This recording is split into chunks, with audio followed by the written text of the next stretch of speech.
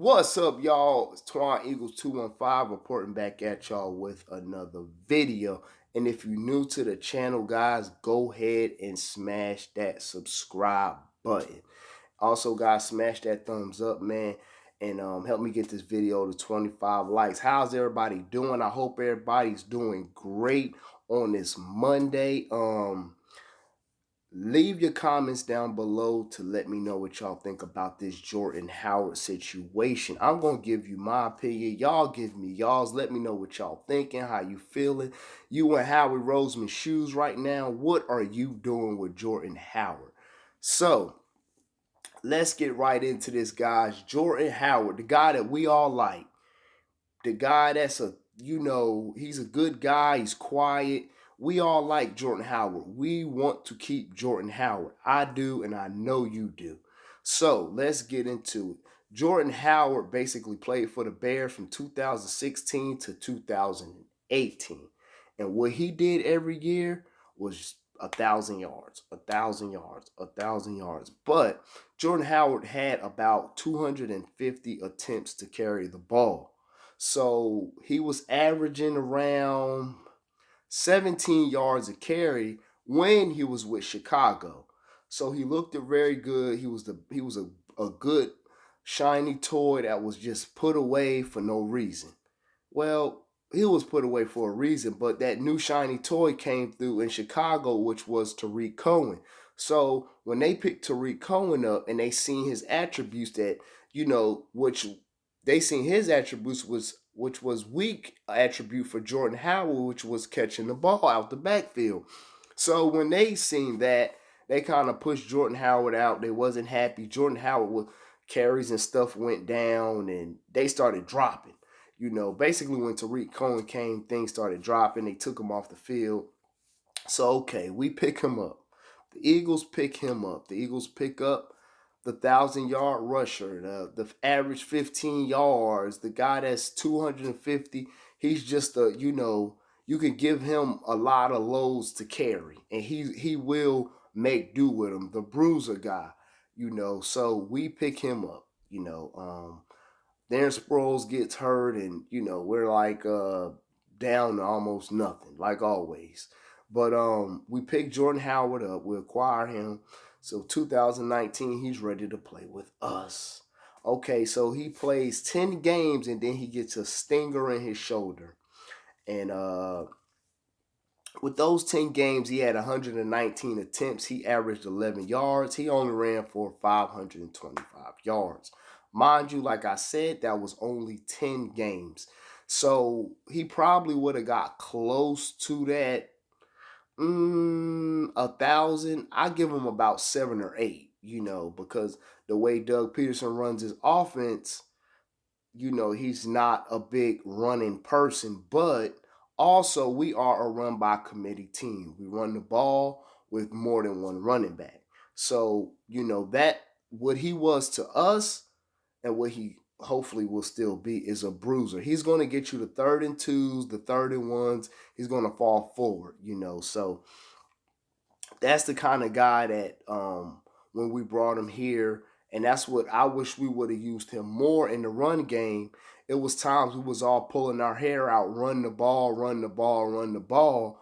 But, Doug and his play calling, or not Frank Wright, but y'all know the offensive coordinator name. I forgot his name, but he's gone now. Mike Groh. Mike Groh, whoever was calling the plays, just wasn't calling running plays. The running plays were not being called, and we just, we were just throwing the ball all, too much. And we all like, why are we throwing the ball? And we have this 1,000-yard rusher on our, in the backfield. Why are we throwing the ball? So with that, and he got injured, and he kind of faded away a little bit, but and he didn't finish the season. So like I said, he played the 10 games, but the thing about it is our history with running backs are not the greatest. DeMarco Murray signed for 5 years, $42 million. I seen Shady's deal. It was like 3 or 4 years for $8 million. So, and we signed LeGarrette Blount a 1 year deal. Jed Jahi, a 1 year deal. So a lot of guys that we're signing is basically 1 year deals and maybe two. So for Howie to change his aspect, which at his press conference he said that he want to go back to, being aggressive and free agent, doing certain things and making things happen. So to me, I would hope that this will be a sign. But like I said, it's very hard to say that he will sign when that's not something that he does. When you got Zeke making 15 million, Le'Veon Bell's making 14, you got David Johnson making 13, and you got Devontae Freeman making 13. So Devontae Freeman makes 8, sorry. So and Saquon Barkley's making 7, which when he gets signed, it's gonna go up. But you just have to look at it like, you know, where does Jordan Howard stand in in those guys? From the Elliott all the way to Saquon Barkley, where would you put him? I could at least put him, for what he's worth with David Johnson with the 13. You got to give him at least 13. The guy's carried 1,000 yards, been right with Zeke just about for his the time that he's been here. Well, in Chicago, but he entered the league. I mean, the guy's a dog. So why not go ahead and pay this man what he's worth? So he's going to hit the open market. Another guy that's going to hit the open market, guys, is Corey Clement. We all know Corey Clement was on IR since last year or something like that. He tried to come back and came back, got hurt, things of that nature. So Corey Clement will be back as a free agent. Corey Clement went out, and when he went out, it been hard for him to come back. You know what I mean? So he's another guy that will become a free agent. And we thank Corey Clement for what he did in the Super Bowl, but it kind of seemed like after he made the Super Bowl run, he started declining a little bit.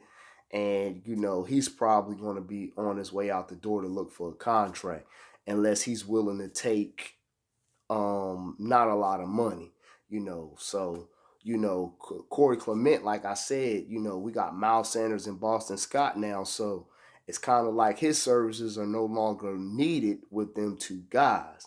So that's all I got to say about that, guys. Let me know what you think down in the comment section. What would you do with the Jordan Howard situation? And it's always fly, Eagles, fly.